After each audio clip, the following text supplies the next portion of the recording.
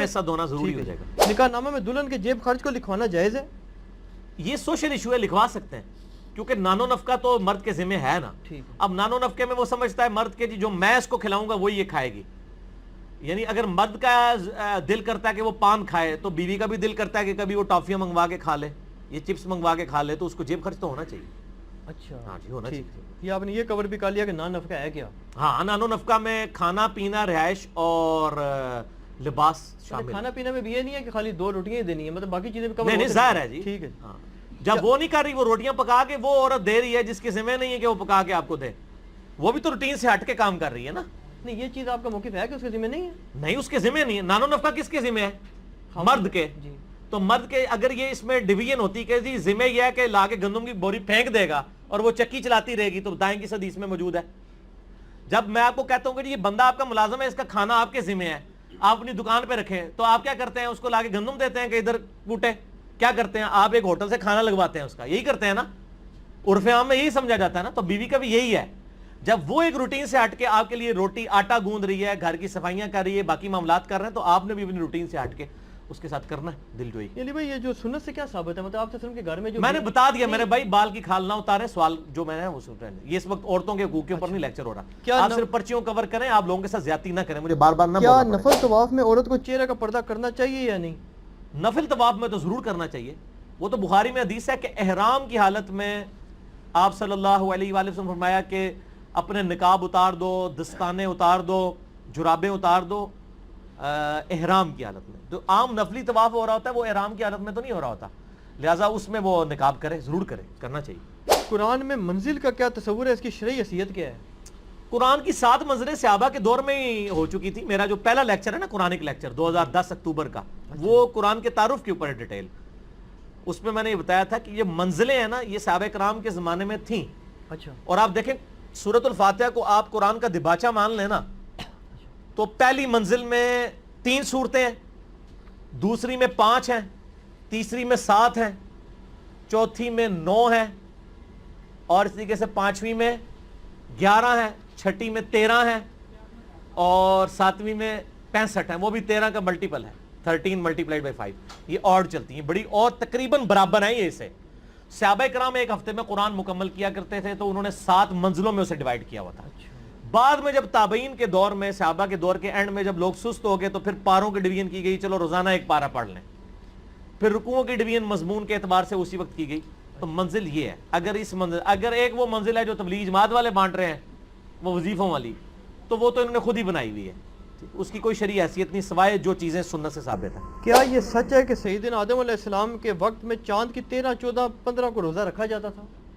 ایسی تو کوئی بات نہیں ملتی. بہرحال یہ حدیث ہے, بخاری اور مسلم میں حدیث ہے. نبی صلی اللہ علیہ وآلہ وسلم نے فرمایا جو مہینے میں 3 روزے رکھے وہ ایسا ہی ہے جیسا کہ اس نے ہمیشہ کے روزے رکھے. وہ ابو داؤد ترمذی نسائی میں آتا ہے کہ نبی علیہ السلام ایام 20 کے 3 روزے رکھتے تھے, 13, 14 اور 15 چاند کی. اس سے آسان وظیفہ ہم نے مسلم, ابو داؤد, ترمذی, نسائی, ابن ماجہ 5 کتابوں سے بتایا کہ شوال کے 6 روزے رکھ لیں, ہمیشہ کے روزے ہیں. وہاں آپ کو ہر مہینے 3 رکھ کے ہمیشہ کے روزے ہیں, یہاں شوال کے 6 روزے رکھ کے. تو وہ 6 روزے آپ صلی اللہ علیہ وآلہ وسلم سنن نسائی میں, یہاں تک کہ آپ سفر و حضر میں بھی نہیں اس کو چھوڑتے تھے, یہ روزے آپ رکھا کرتے تھے. وہ یہاں میں 20 کے روزے. اگلا سوال آگے جی, سیدہ فاطمہ. اچھا 20 اس لیے کہتے ہیں کہ چاند گول ہوتا ہے اس میں. یہ 20 یا بیضا کا لفظ اردو میں بھی الپٹیکل چیز گول کے لیے بولا جاتا ہے. سیدہ فاطمہ زہرا سلام اللہ علیہ کا جنازہ کس نے پڑھایا تھا؟ ریفرنس کے ساتھ بتائیں. ریفرنس تو بخاری میں اتنا ہی ملتا ہے, جب مولا علی ناراض ہو گئے سیدنا ابوبکر سے 6 مہینے تک, اس دوران آتا ہے کہ حضرت فاطمہ فوت ہوئیں اور انہوں نے حضرت ابوبکر کو نہیں بتایا اور سیدہ فاطمہ کو جنازہ پڑھ کے راتوں رات دفنا دیا. تو اس سے تو یہی لگتا ہے کہ حضرت علی نے خود ہی جنازہ پڑھایا ہوگا یقیناً. غسل بھی خود دیا تو جنازہ بھی خود ہی پڑھایا ہوگا. بعد میں ظاہر رضامندی ہو گئی تھی.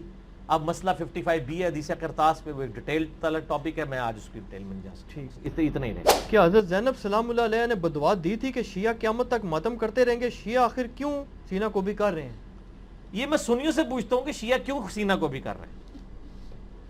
میرے آفس میں وہ 5-6 سنی اکٹھے ہو کے آگے, تو میں نہیں جانتا تھا کہ یہ میرے لیکچرز دیکھتے ہیں. کچھ اہل حدیث تھے, کچھ دیوبندی تھے, کچھ بریلوی تھے. وہ دوسرے آفس سے آئے کہ جی انجینئر صاحب کے ساتھ چائے پی لیں. تو انہوں نے مجھ سے یہی سوال کیا کہ یہ شیعہ کیوں پیٹ رہے ہیں اور کس کو پیٹ رہے ہیں؟ میں تو پیٹ رہے ہیں.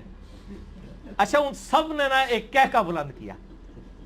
وہ کہکا اس لیے بلند کیا کہ ان کو بات سمجھ آ گئی کہ میں کیا کہہ رہا ہوں. وہ کہنے لگے انجینئر صاحب ہم آپ کی ویڈیوز دیکھتے ہیں, ہمیں پتہ ہے.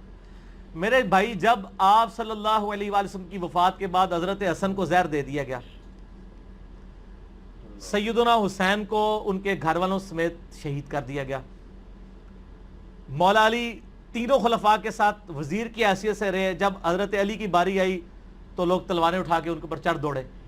جب آپ اہل بیت کے ساتھ کنٹینیوس یہ معاملہ, اور پھر صلح حسن کے بعد سے لے کے 60 سال تک ممبروں پہ سب و شتم حضرت علی پہ ہوتا رہا, تو سر اس کا ریونج بھی تو سامنے آئے گا نا.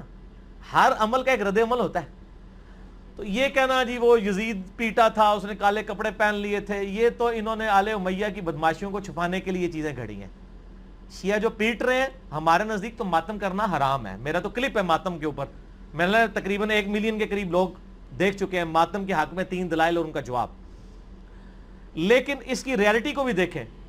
جس طرح آج آپ دیکھ رہے ہیں سیاسی لیڈروں کے گھروں کے باہر بھی تو لوگ ماتم کر رہے ہیں, ان کو سیدہ زینب نے بدوا دی ہوئی ہے. وہ پیٹ رہے ہیں کہ ہم پوری زندگی آپ کی پارٹی کے ساتھ اٹیچ رہے ہیں, اب لوٹے آ گئے, آپ نے ٹکٹ لوٹوں کو دے دیا ہے, تو وہ ہم کہیں گے نا ان لیڈروں کو ہی پیٹ رہے ہیں. ٹھیک ہے نا. تو یہ شیعہ بھی جناب تو پیٹ رہے ہیں کہ تسی جناب اہل بیت نے جو کچھ کیتا ہے. ٹھیک ہوگا جی, بس اس کو اسی پہ رہنے دیں. باقی میرا واقعہ کربلا والا ریسرچ پیپر آپ پڑھ